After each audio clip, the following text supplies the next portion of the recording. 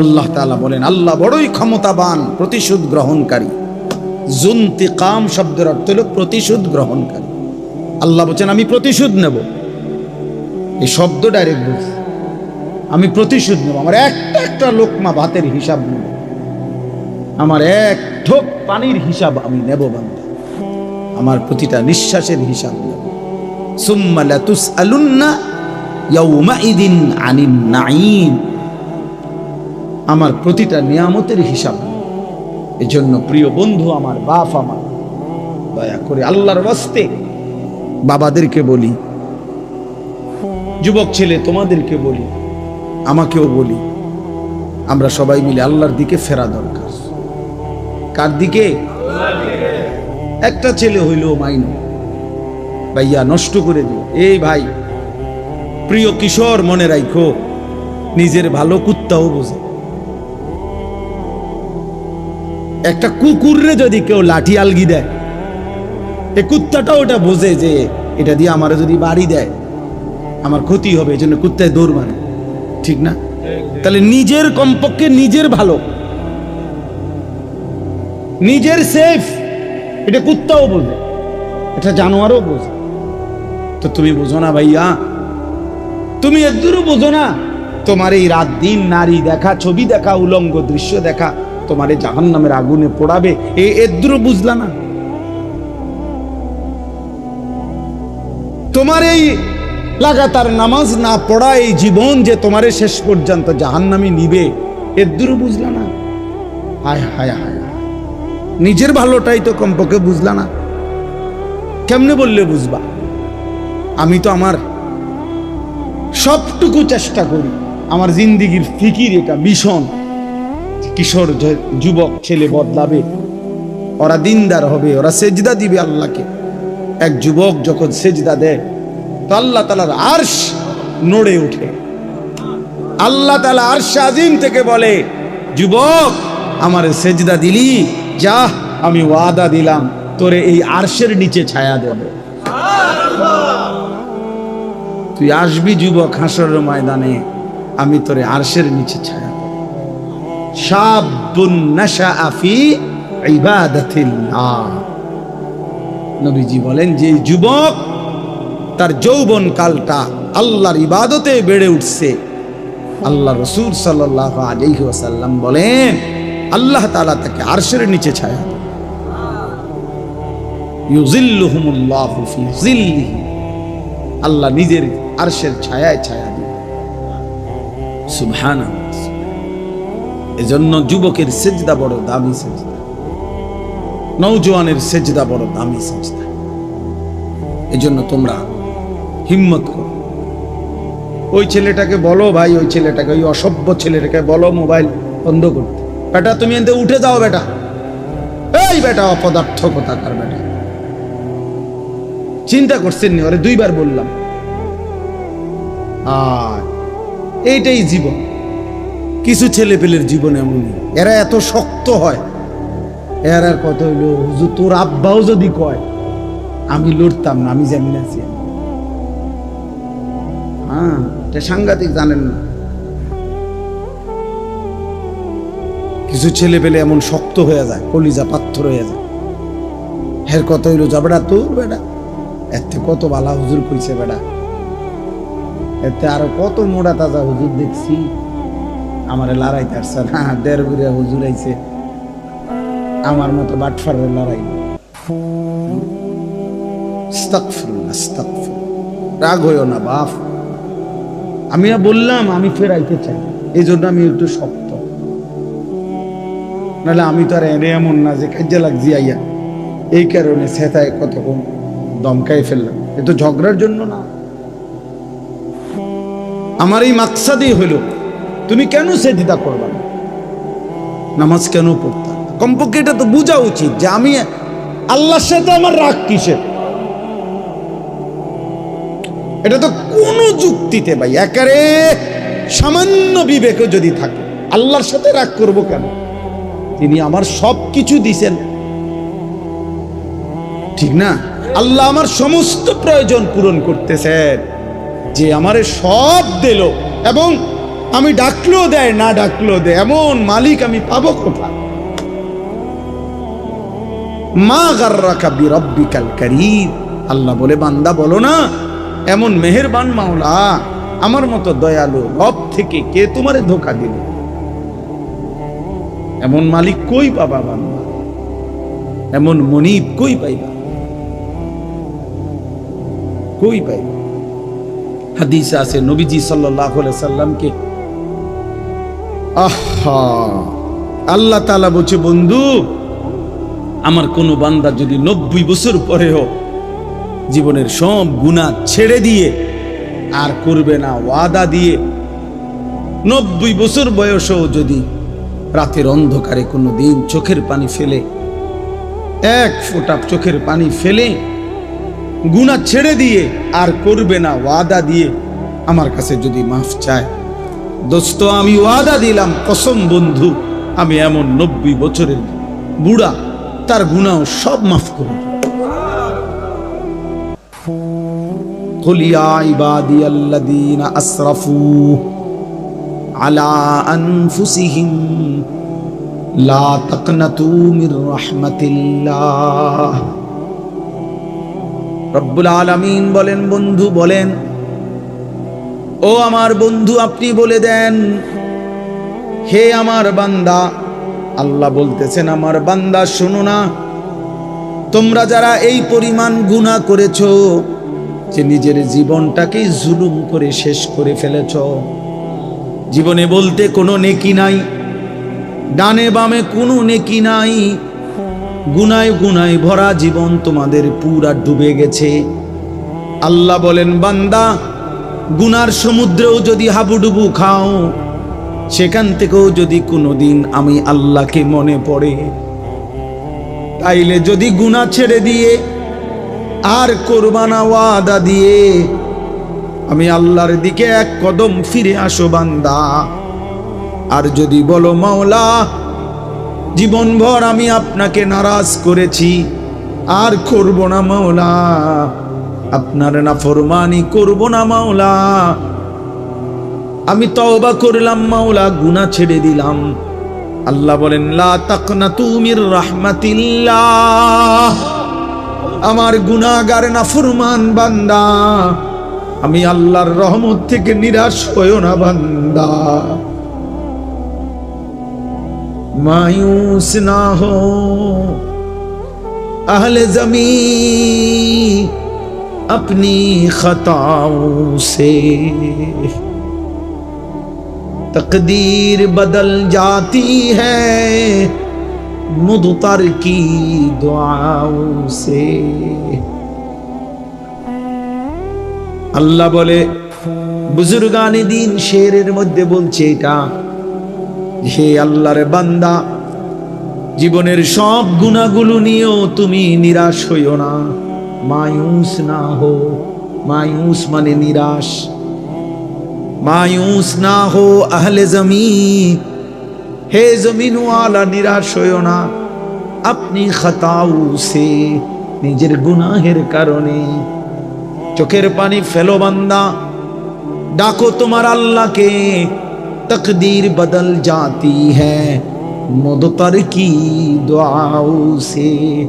কোনো অক্ষম অসহায় বান্দা যদি চোখের পানি ফেলে আল্লাহর কাছে দোয়া শুরু করে, তো আল্লাহ তার আযাবের সিদ্ধান্ত বদলে দেয়।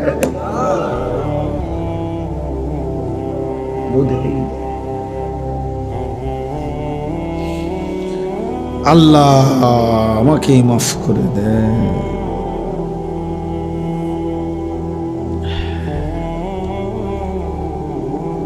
চলো ভাইয়া, আমরা বলার চেষ্টা করছি মালিকের কাছে, তো আমরা এটা বলতে পারবো যে আল্লাহ, আমরা বলার চেষ্টা করছি আপনার বান্দাদের কাছে,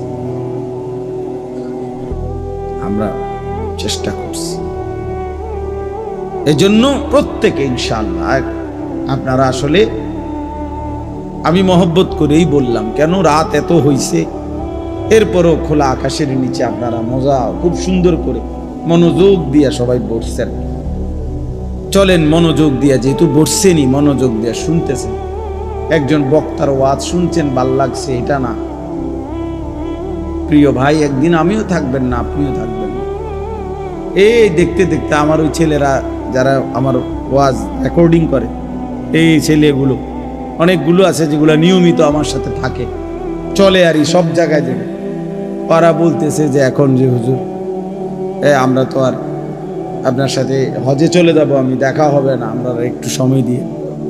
তা আমার এটা খুব মনে পড়লো যে হায় যদি আর দেখা না হয়, যদি আর কোনোদিন বলার সুযোগ না হয়।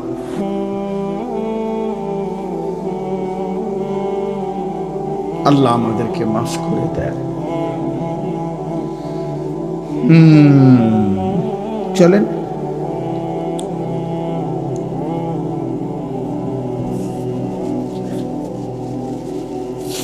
এজন্য যুবক ছেলেরা বলো ইনশাআল্লাহ, হিম্মত করো যে নামাজ পড়বানি ভাই ইনশাআল্লাহ। ছেলেরা বলো, ছেলেরা তোমরা বলো ভাই, বলো ইনশাআল্লাহ। আগামী দিনে সেজদাওয়ালা যুবক লাগবে, বিশ্বাস। আগামীর সময়টা মাহাদির পক্ষে, ইসলামের পক্ষে।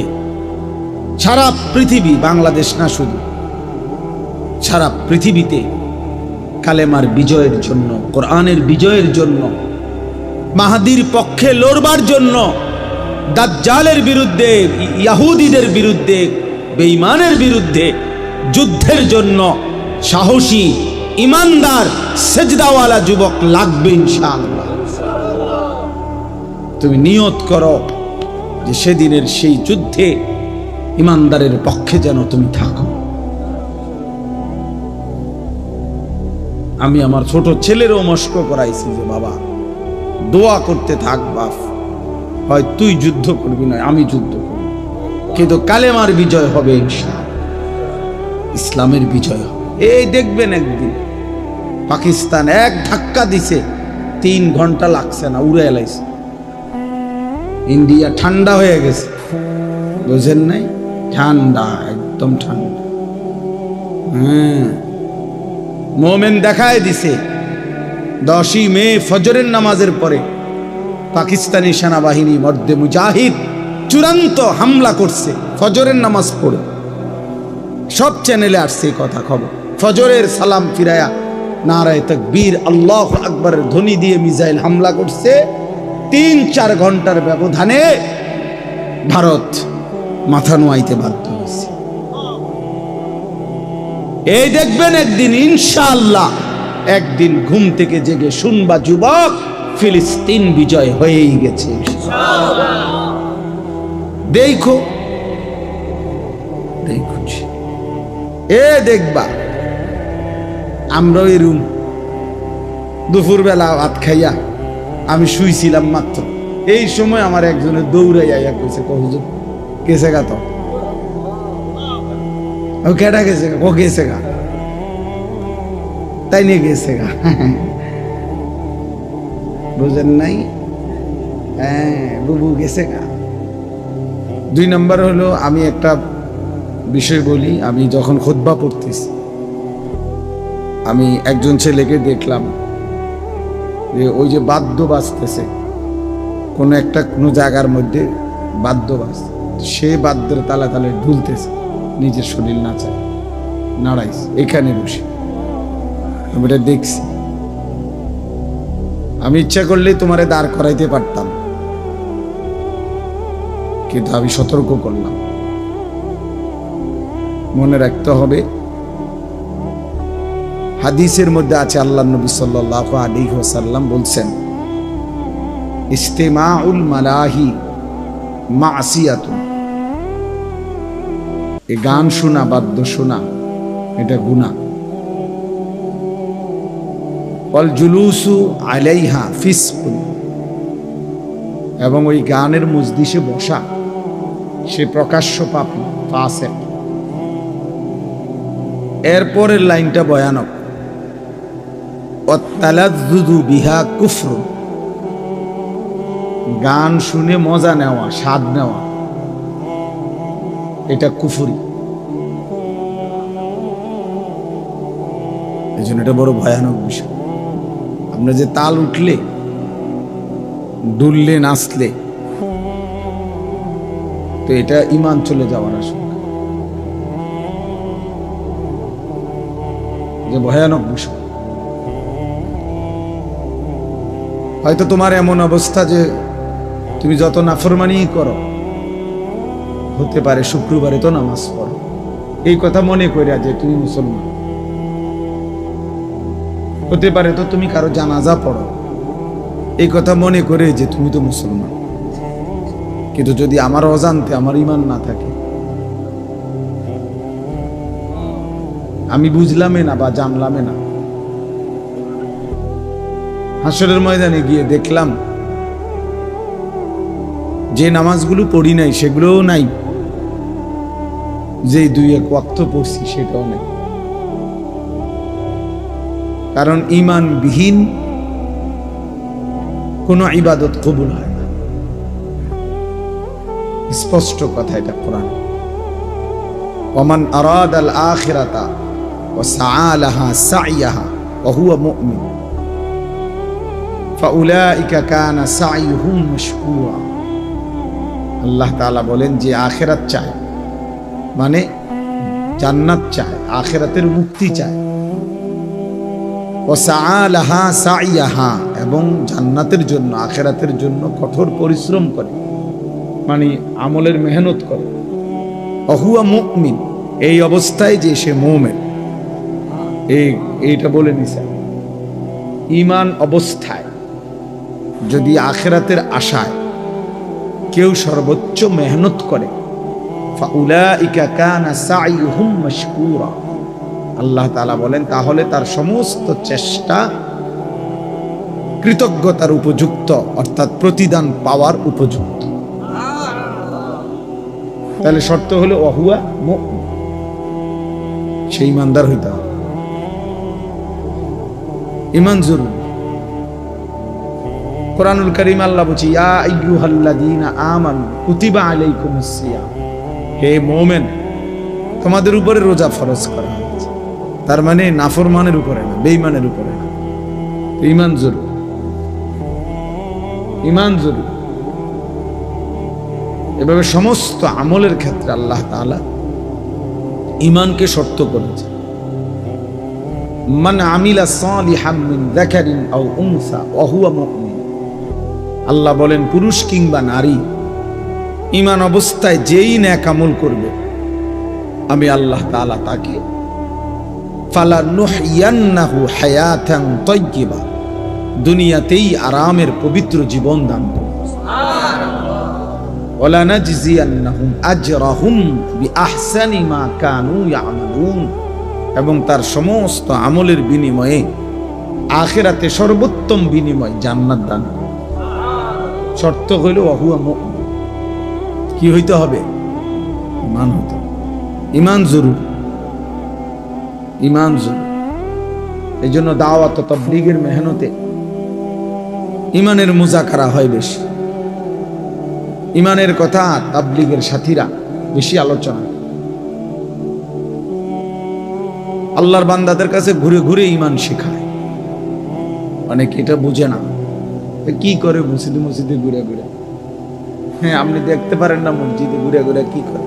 মসজিদে ঘুরে ঘুরে বন খায়। মূলত আল্লাহর বান্দাদেরকে ঈমান শেখায়, আখিরাত চেনায়। ঈমান জরুরি।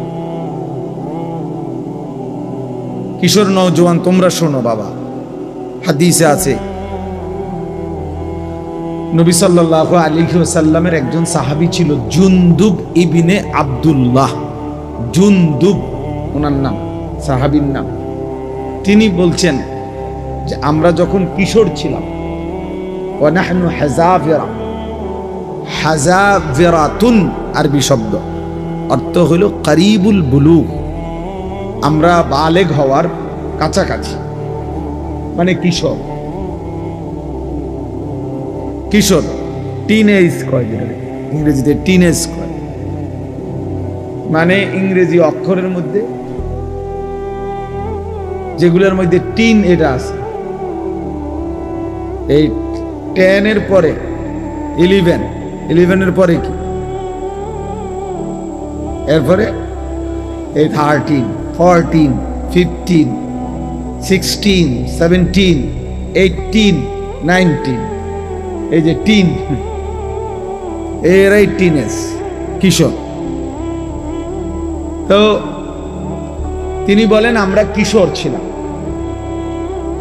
এই সময় আমরা কয়েকজন কিশোর যুবক, কিশোর বয়সী ছেলে, ওই সাহাবী বলতেছেন আমরা নবীজি সাল্লাল্লাহু আলাইহি সাল্লামের কাছে কিছুদিন থাকলাম। নবীজির কাছে থেকে কি করলাম এই ছোট বয়সে, কিশোর বয়সে? তো তিনি বলেন ফাতাআল্লামনাল ঈমান, আমরা এই কিশোর বয়সে নবীজির কাছে থেকে অবস্থান করে ঈমান শিখলাম। ফাতাআল্লামনাল ঈমান,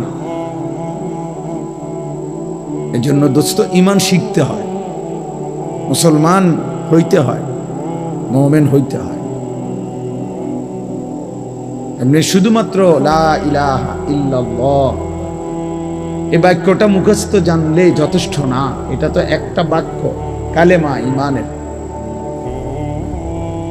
এটা দরকার, এটা বাধ্যতামূলক, কিন্তু শুধু এই বাক্যটা জানা, বলা, এটা মুখস্থ থাকা, এটাই যথেষ্ট নয়।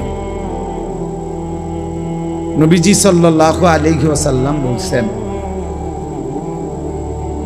একেবারে সব হাদিসের কিতাবে আছে, আল ঈমানু বিদউন ওয়া সাবউনা শু'বা, ঈমানের 70টার চাইতে বেশি ডালপালা রয়েছে, শাখা প্রশাখা। মোবাইল নামান, মোবাইল নামান, আসেন আবার নিয়ে।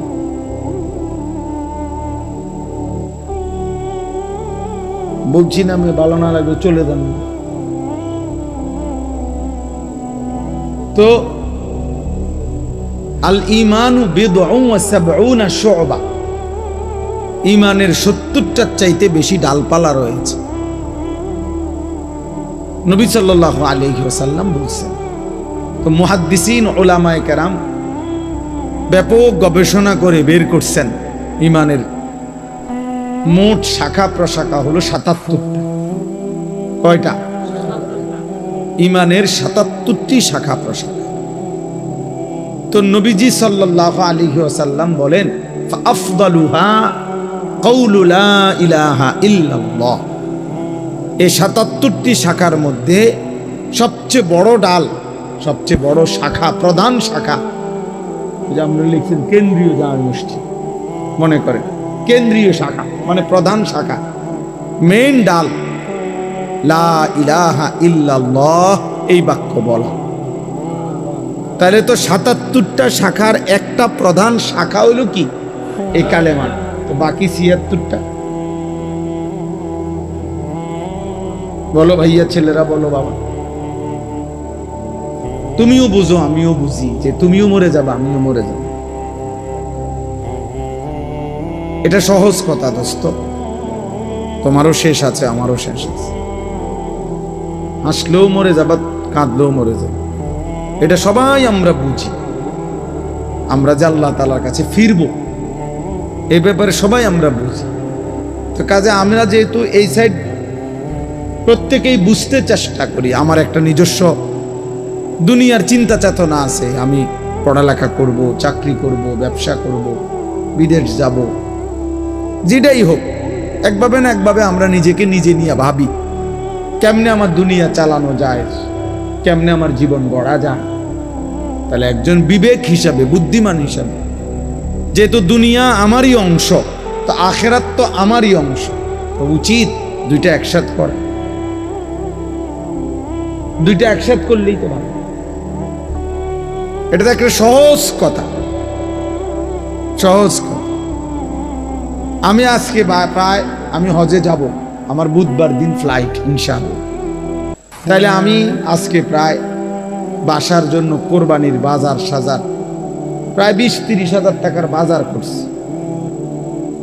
তো বাজারও করলাম, তো আমি আবার মাহফিলও আইসা আসরের নামাজের পরে আমার ব্রাহ্মণবাড়িয়া শহরে বয়ান ছিল, সেখানেও আইসা আমি আসরের জামাত ধরছি, জামাত পড়ে ওর আবার বয়ানও করছি। তাহলে এইটাও আমার কাজ, সংসারের বাজার করে দেওয়া, ওইটাও আমার কাজ। তা আমি ওই হিসাব করে উঠছি, যে হিসাব করলে আমি বাজারও শেষ করতে পারবো, আবার কুমিল্লা ক্যান্টনমেন্ট থেকে গিয়া ব্রাহ্মণবাড়িয়া আসরের নামাজ ধরতে পারবো। আমার কাজ এটা। আমি এখানে আসতে হবে, আমার তাড়াহুড়া। আমি ছিলাম সেই বেড়তলা, ব্রাহ্মণবাড়িয়া বিশ্ব রোডের কাছে। বাংলাদেশের শ্রেষ্ঠ আলেম দ্বীন ওয়াইস আল্লামা জুবায়ের আহমদ আনসারী রাহমাতুল্লাহ আলাইহি হুজুরের মাদ্রাসায় বয়ান করছি মাগরিবের পর। জামিয়া রহমানিয়া হুজুরের মাদ্রাসা। তাইলে ওইখানে আমি এখন, এখানেও আমার আসা দরকার। ওইখানে আমি এশার নামাজ ইতমিনানের সাথে জামাত পড়ে, সুন্নত বিতির পড়েই এরপরে আসছি। এখন এখানে আমার দেরি হইব কিছুটা, আমি বুঝছি, কিন্তু আমার জামাত পড়তে হবে কিনা কথা বলেন না। এটা আমার জিম্মাদারি, যেটা আমাকে করতেই হবে। আমি এটা ছাড়বো কেন? এটা ছাড়বো কেন? নাই তো দুইজন মানুষ কম হবে, পাঁচজন শুনবে, অসুবিধা কি? মানুষ চলে গেছে তো চলে গেলে আমার সমস্যা কি? কথা বোঝেন নাই আমার কথা? তাইলে বিষয়টা হইল, একজন সহজ কথা হইল, একজন বুদ্ধিমান হিসাবে একেবারে আদনা বিবেক থাকলেও যে কেউ আমাদের বোঝা উচিত যে দুনিয়াও আমার, আখিরাতও আমার। বাজারও করো, ব্যবসাও করো, আল্লাহকে সেজদাও করো, নামাজও পড়ো। এই জন্য বাপ ছেলেদেরকেও বলি, বাবা দিন শিখতে হয় ভাইয়া। তোমরা অনেক ছেলে আসো যারা মা বাবাও গাফেল, তোমরা নিজেরাও গাফেল। তোমরা ইসলামকে একটা খামখেয়ালি মামুলি বিষয় মনে করো, মন মতো নামাজ পড়ো। অনেক ছেলে আছে তোমরা ফরজ গোসল কেমনে করে জানো না, অথচ তোমাদের বীর্যপাত হয়। কিন্তু তোমরা ফরজ গোসল, শরীয়তে নির্ধারিত পদ্ধতি আছে, শুধু পানিতে ডুবাইলেই গোসল ফরজ আদায় হয় না। শরীয়তে নির্ধারিত নিয়ম আছে, ওই নিয়মে যদি কেউ ফরজ গোসল না করে, সে 100 সে নাপাক, অপবিত্র। এবার সে যদি কাবা শরীফের ছাদে দাঁড়াইয়েও নামাজ পড়ে, আল্লাহর কসম তার নামাজ কবুল হবে না। তার জুমার নামাজও হবে না, তার জানাজার নামাজও হবে না, কিছুই হবে। তাহলে দিন শিখতে হবে, ইসলাম শিখার জন্য, দিন শিখার জন্য জরুরি। এটা জরুরি। এটা বলে কিছু লোক মাদ্রাসায় পড়ে, ওনাগো ভাল লাগছে, ওনারা মাদ্রাসায় পড়ে, ওনারগো ভাল লাগছে, ওনারা স্কুলে পড়ে, ওনারগো ভাল লাগছে, ওনারা কিন্টার গার্ডেনে পড়ে। যে জেনে ভাল লাগে পড়বো না, না, এটা মস্কারি না। কোরআন কোনো মস্কারি না, যে যার যেটা ভাল লাগে, যার মন চায় কোরআন শরীফ পড়ুক, যার মন চায় বাংলা পড়ুক, যার মন চায় ইংরেজি পড়ুক। না না, এটা এরকম একটা বিষয় না। এটা আমার ইবাদত। কোরআন শরীফ পড়া এটা শুধু একটা পড়া না দোস্ত, এটা একটা ইবাদত। কোরআনুল করিম তেলাওয়াত করা একটা কি? বাংলা রিডিং পড়া ইবাদত, অঙ্ক করা ইবাদত। তাই এটার সাথে এটার মিল আছে কি? এই জন্য নীরবে আলহামদুলিল্লাহ অনেক সুন্দরভাবে বসছেন, বাবারাও বসছেন, ছেলেরা তোমরাও বসছো। বাপ বুঝতে শেখো, দিন শেখা দরকার। আখেরাত আমি বুঝি নাই বললেই আখেরাত নাই এমন না ভাই। আমি খেয়াল করি নাই বললেই আখেরাত হবে না, বিষয়টা এমন না। তুমি হয়তো ভাবতেই পারো আমি বুঝি নাই হুজুর, আমরা স্কুলে পড়ছি, এত কিছু কি আর আমরা জানি?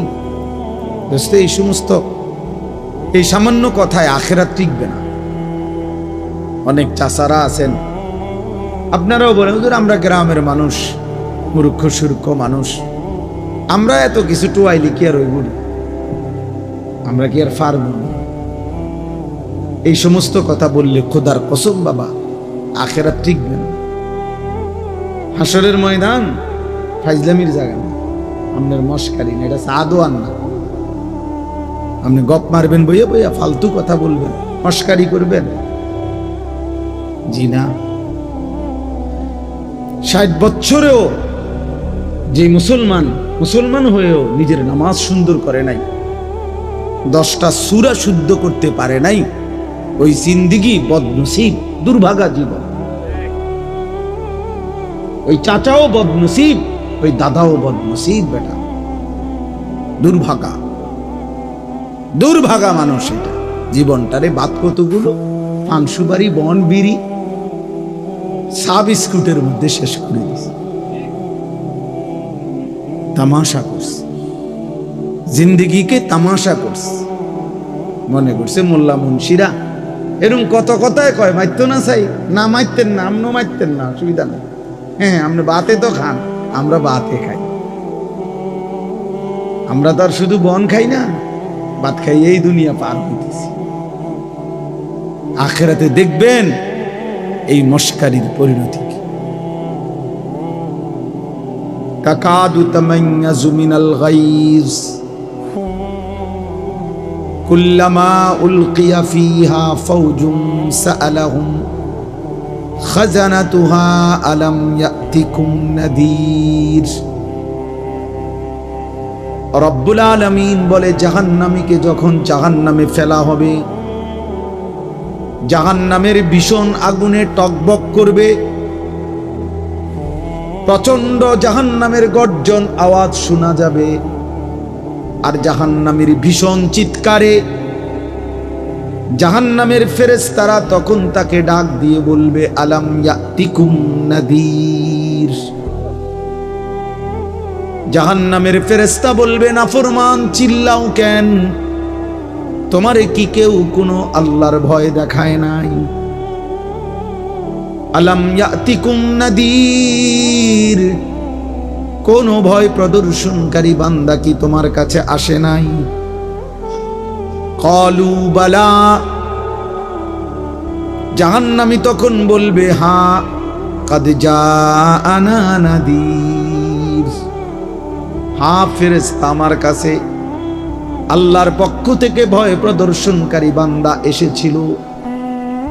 কত ইমাম সাহেব, কত আলেম ওয়াইজ, কত বক্তা, কত আউলিয়া, কত বুজুর্গ, কত নেককার মানুষ আমারে বার বলেছিল, ফাকাযযাবনা, আমি মিথ্যা মনে করেছিলাম।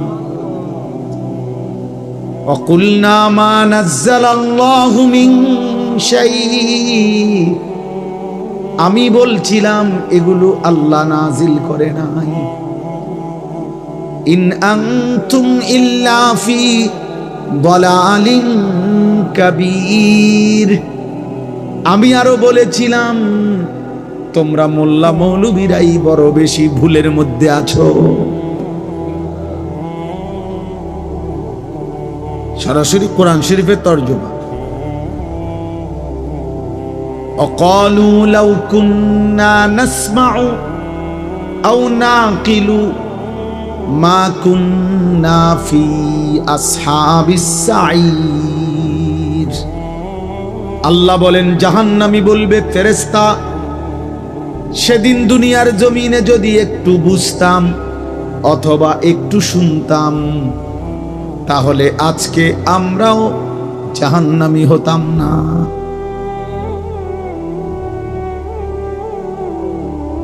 ফাতারাফু বিদামবিহিম, আল্লাহ বলে জাহান্নামী তার সবগুলো পাপের স্বীকৃতি দেবে।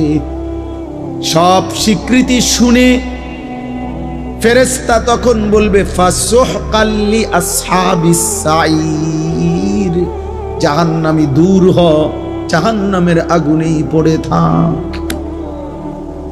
শুনছেই যা, কিন্তু ফেরেশতা কি করবে? ফেরেশতার কোনো ক্ষমতা আছে কি? ফেরেশতা কি? মা সালাকাকুম ফি সাকার। প্রিয় যুবক শোনো বন্ধু, কোরআনুল কারীমে আছে, আল্লাহ বলেন জাহান্নামের ফেরেশতা জিজ্ঞেস করবে, নাফরমান, কি তোকে জাহান্নামে ফেললো? ক্বালু লাম নাকু মিনাল মুসাল্লিন, খোদার কসম জাহান্নামী বলবে, বন্ধু ফেরেশতা ভাই আমি নামাজি ছিলাম না। লাম নাকু মিনাল মুসাল্লিন, আমি মুসল্লি ছিলাম না, নামাজি ছিলাম না। হ্যাঁ, কোরআনুল কারীমের মধ্যে আল্লাহ বলেন, কাল্লা ইদা বালাগাতিত তারাকি, আল্লাহ তাআলা বলেন নাফরমানের জান কবজ করতে যখন আজরাইল ফেরেশতা টান দিবে রূহটা ধরে, তখন এই রূহটা ছিঁড়ে কণ্ঠনালীর মধ্যে আইসা আটকায়া যাবে, বের হবে না। ওয়াকিলা মান রাক, লোকেরা তখন বলা বলি করবে, কে আছো তারে ফু দিবা, কে আছো তারে ঝাড়ফুঁক করবা, কে আছো তারে একটা তাবিজ দিবা, একটা কিছু দিবা, সে তো ছটফট করতেছে। ওয়াকিলা মান রাক ওয়ালতাফাতিস সাকু বিসাক, আল্লাহ বলেন দুইটা পায়ের, দুইটা অংশ পায়ের এইভাবে ভয়ে আর আতঙ্কে একটা আরেকটার সাথে মিলে যাবে। অযন্না আন্নাহুল ফিরাক, আল্লাহ বলেন নাফরমান বুঝে ফেলবে আজকে আর কোনো জায়গা ফু দিয়া কোনো লাভ নাই, আমাকে এই দুনিয়া থেকে বিচ্ছিন্ন হতেই হবে।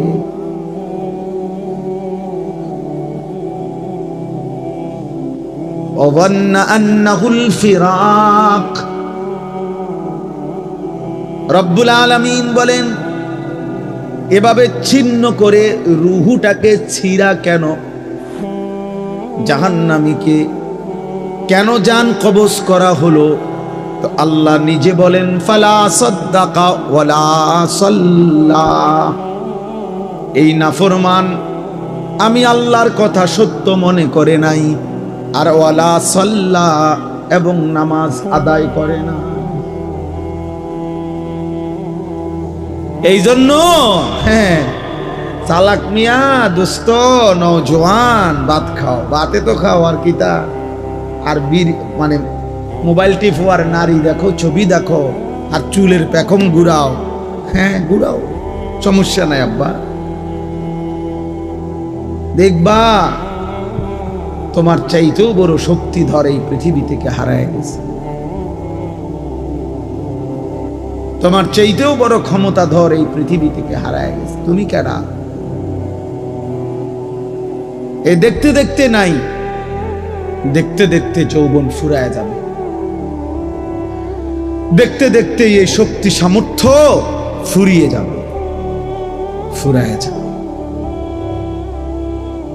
আশ-শাবাবু বাইনা দু'ফাইন, এক বড় বুজুর্গ বলছে, যুবক তুমি মনে রেখো তুমি দুই দুর্বলতার মাঝখানে আছো, তোমার শিশুকাল দুর্বল, তোমার বৃদ্ধকাল দুর্বল, দুই দুর্বলতার মাঝখানে অল্প কিছু সময় তুমি শক্তি নিয়ে আসো, সেই শক্তির সময়টাই হচ্ছে যৌবনকাল। যদি কিছু করতে হয় শক্তির টাইমেই করো, নিজেকে গড়লে শক্তি থাকতেই গড়ো, নিজের আখিরাত সাজাইলে শক্তি থাকতেই সাজাও। হয় তুমি পিছনের দিকে শিশুকালে আর যাইতে পারবা না, আর বৃদ্ধকালে পৌঁছে গেলে দুর্বল হয়ে যাবে, তখনও আর পারবে না, অথবা কবরে চলে যাবে।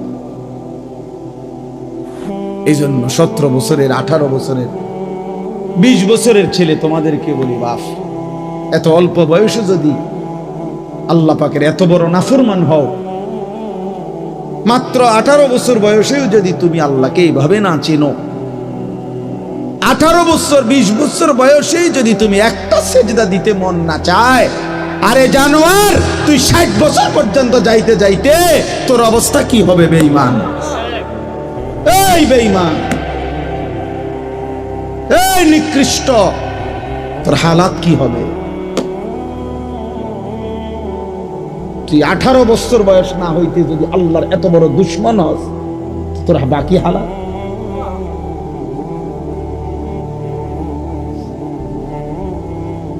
20 বছর না আইতেই যদি তুই এত নারী দেখে ফেলো, এত উলঙ্গ ছবি দেখো, জানো আর বাকি জীবন তাহলে কি দেখবা? হাইওয়ান বলো, বাকি হায়াত কি দেখবা? তাহলে যা দেখার তো সব দিক খেয়ে গেছে।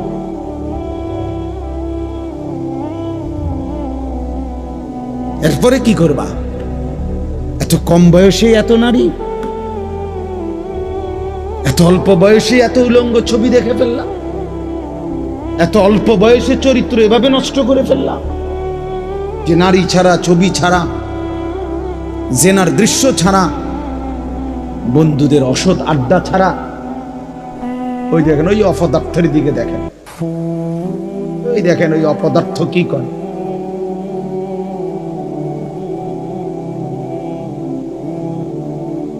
এই জন্য বললাম ভাই, ভাবতে শেখো বাবা, বাকি হায়াত কি করবে, বাকি হায়াত কেমনে চলবে? তাইলে এত কম বয়সে যদি কেউ এত চরিত্রহীন হয়, তার সামনের হালাতটা কি বলেন? 40 বছর পৌঁছতে পৌঁছতে তার অবস্থা কি হবে? 60 বছর, 365 দিন, যে কোনো দিন খোদার 1 বছরে ফজরের নামাজ পড়ে নাই, পরে আর আল্লাহ মনে করাই দিবে কি? বুঝো নাই ভাইয়া? 1 বছর যারে আল্লাহ ভুলাই গেল, তো তোমারে আর মনে করাবে কে?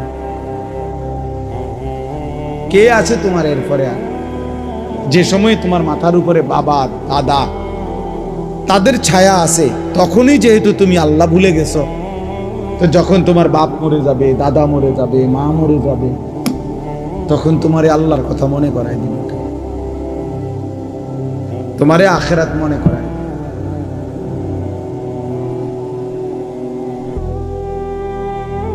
ছোটবেলায় আমার মনে আছে, আমার ছোট্টবেলা থেকে আমার মা সারাটা জীবন মা আমগরে নামাজের কথা জিগাইছে।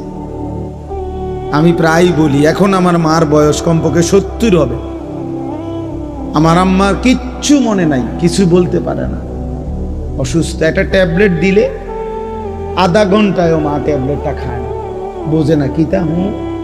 কইলে কই মা এটা খান না, খান। পানি মুখে দিলে জোর করে মা এটা ধরে রাখে, মা এটা বোঝে না যে এটা খাওয়া দরকার, মানে এই কথাটাই বুঝে পারি না বলি, এমন দুর্বল হয়ে গেছে সেই মা আমার। এখনো আমরা কথা বললে আমগরে জিগা, আমারে তো জিগা, ফুত নোয়া ধরছে কসম, মা আমার এখনো আমারে জিগা, ফুত নামাজ উঠছে, নামাজ উঠছে। মা আমারে সব সময় বলে, এখনো বলে, মা ফুত কতখানে ওয়াজে যাও, মানুষের লগে চাই টাকা পয়সা লইয়া ঝামেলা করো। তো আমার 44 বছর বয়স, 44 বছর বয়সও আমি মায়ের সেই নজর নেগরানি, আলহামদুলিল্লাহ। তোমারে 18 বছর বয়সেই তোমার আব্বাও তোমারে বলে না, মাও বলে না, সমাজের কেউ ডাকে না। তোমার পতন, তোমার ধ্বংস, তোমার বরবাদি, তুমি নারী দেখতে দেখতে ধ্বংস হয়ে যাইতেছ, ছবি দেখতে দেখতে বেঈমান কাফেরদের মতো সাজতে সাজতে সাজতে সাজতে, চুল পান শার্ট পোশাক লেবাস, চলা ফেরা উঠা বসাতে কাফের মুশরিকদের মতো হতে হতে ধীরে ধীরে একটা সুন্দর ছেলে, একটা সুন্দর জওয়ান মুসলমানের একটা তাগড়া ছেলে চোখের সামনে কি হয়ে যেতেছে, নষ্ট হয়ে যাচ্ছে। এই সমাজ তাকায় তাকায় দেখতেছে। বুঝছেন চাষা ব্যাপারটা চিন্তা করে দেখেন বিষয়টা কি ভাইয়া? একটা ছেলে বলো বাপ, কেউ তোমারে ডাকে না, কেউ তোমারে ফেরায় না, কেউ তোমার এই অব্যাহত গুনাহ অশ্লীলতা বেহায়াপনা থেকে কেউ টাইনা ধরতেছে না, ফেরাইতে চাচ্ছে না। আহা, মনে হয় যেন চোখের সামনে জাহান্নামের আগুনের দিকে যাচ্ছে, ধাও ধাও আগুনের দিকে, সবাই যেন দেখতেছে ঠিক আছে আগাও। যাও। ومن يشاقق الرسول من بعد ما تبين